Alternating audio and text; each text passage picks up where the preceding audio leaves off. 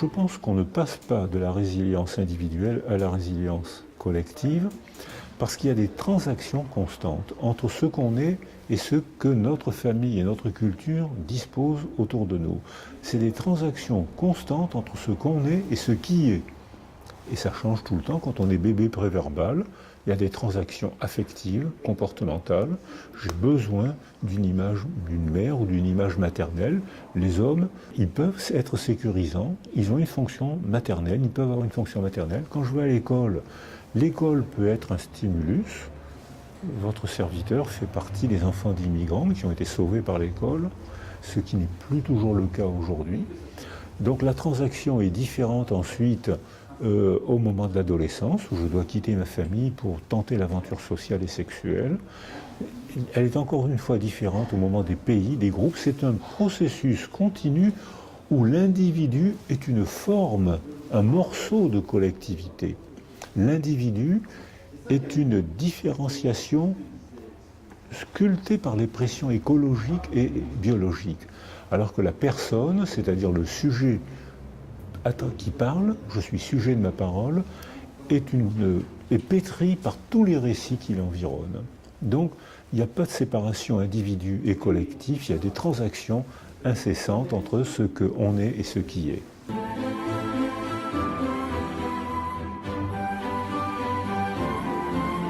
L'articulation entre le sujet, entre l'individu biologique et le sujet qui parle, ces transactions se font bien sûr là où on vit, la famille, l'école, l'entreprise, la culture. Or, il y a des entreprises qui s'effondrent, elles ne sont pas résilientes, puisque la résilience caractérise le vivant. Ce n'est pas seulement l'individu, c'est tout ce qui est vivant. Et il y a des entreprises qui préparent la résilience, qui mettent en place des facteurs de protection. Facteurs de protection, sécurité, confiance en soi, aptitude, possibilité de parler. Ce que ne font pas les langages totalitaires. Les langages totalitaires encouragent la récitation et non pas la réflexion. Le slogan qui caractérise le langage totalitaire empêche la pensée. Les mots ne sont plus des outils de pensée, ils ne sont que des outils de cohésion.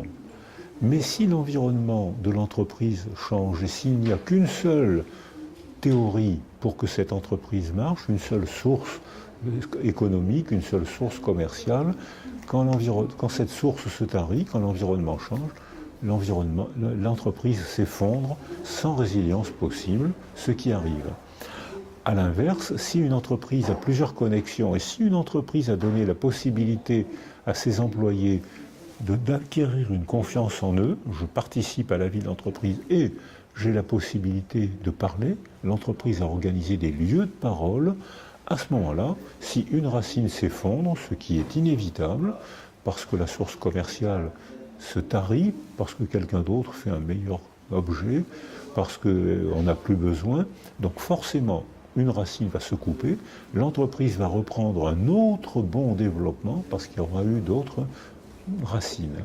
Et parce que les sujets qui participent à l'entreprise ont confiance en eux, confiance en l'entreprise et ont des lieux de parole dans cette entreprise où ils peuvent participer. Et là, on pourra parler d'entreprise résiliente.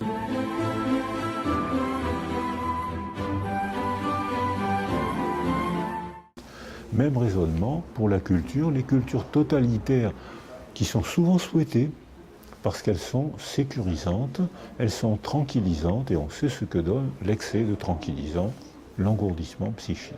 Ce que souhaitent beaucoup de gens. Alors que parmi nous, il y a des gens qui aiment la stimulation, l'étrangeté, le nouveau, et beaucoup de gens au contraire qui sont angoissés par l'étrangeté et le nouveau. Donc on aura toujours ce genre de conflit entre ceux qui aiment l'exploration et ceux qui ont peur de l'exploration. Sauf que l'excès de certitude mène à la mort psychique, confortable, mais mort, alors que le besoin de mise à l'épreuve qu'on a tous, surtout nos adolescents, le besoin de mise à l'épreuve qui est favorisé par certaines cultures est empêché ou engourdi par d'autres cultures, et à ce moment-là, ça fait des isolats culturels, c'est-à-dire des groupes d'adolescents qui sont complètement largués par la culture. Même si la culture est solide, il y a un isolat culturelle qui fait que dans certains quartiers, dans certaines familles, dans certains groupes sociaux, on n'accueille pas les adolescents, ils sont hors culture, et là, ces adolescents se mettent à l'épreuve de manière tragique ou se laissent récupérer par des gourous qui leur proposent la vérité, que votez pour moi, croyez en moi et vous serez sauvés, vous irez au paradis ou je vais vous sauver. Et là, on est sur la démarche totalitaire.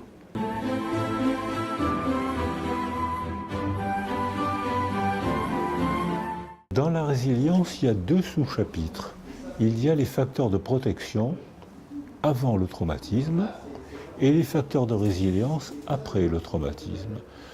Avant le traumatisme, il y a des sociétés qui ont des principes d'éducation tels que lorsque les femmes sont entourées et non pas isolées, comme dans notre culture occidentale, par les métiers de la petite enfance qui permettent de respecter la personnalité des femmes, de s'occuper des bébés et de donner à tout le monde une confiance en soi.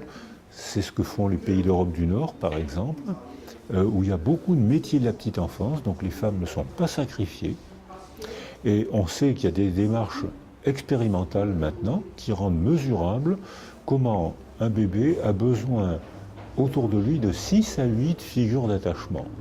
Maman, bien sûr, puisque quand des hommes et des femmes ont des relations sexuelles, statistiquement, c'est les femmes qui sont enceintes.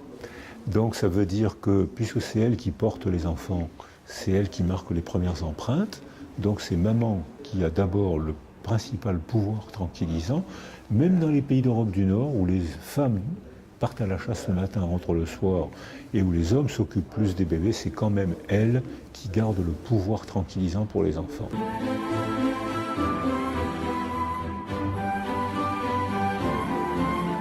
Quand il y a personne, c'est la tragédie. Quand il y a une personne, c'est l'appauvrissement de la niche sensorielle qui sécurise l'enfant et lui donne confiance en lui pour quitter sa mère et explorer le monde et la société. Donc s'il y a une personne, la niche est appauvrie.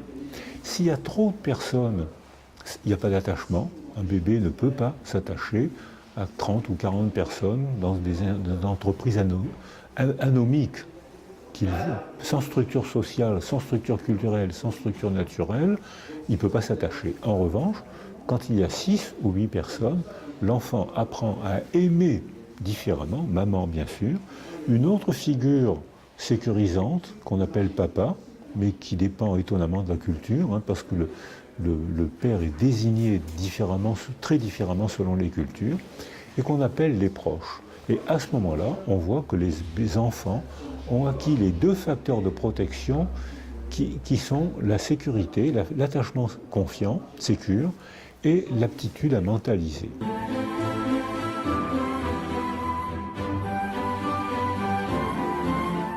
Après le traumatisme, si ces blessés sont soutenus préverbalement, sécurisés, ils s'apaisent, leur cerveau s'apaise. Maintenant, on photographie l'apaisement provoqué par la relation, on photographie et on dose les modifications neurobiologiques et les images de l'apaisement provoqué par un soutien préverbal, un prêtre, un psychologue, un moniteur de sport, un artiste, un chanteur, ce que la culture nous propose, un voisin, un groupe, une association, ce que la culture nous propose, et on voit comment le cerveau s'apaise s'il est sécurisé par un milieu organisé par la société, lieu de parole, lieu de travail.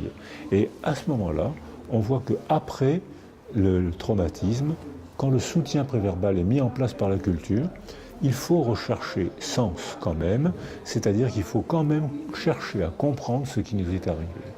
Et là, alors, à ce moment-là, on donne la parole aux romanciers, aux fabricants de mots, c'est-à-dire les romanciers, les journalistes, les prêtres, les philosophes. Tous les fabricants de mots ont une fonction importante après le traumatisme pour sécuriser les gens et leur dire voilà, le traumatisme fait partie de la condition humaine, voilà comment on peut déclencher un processus de résilience.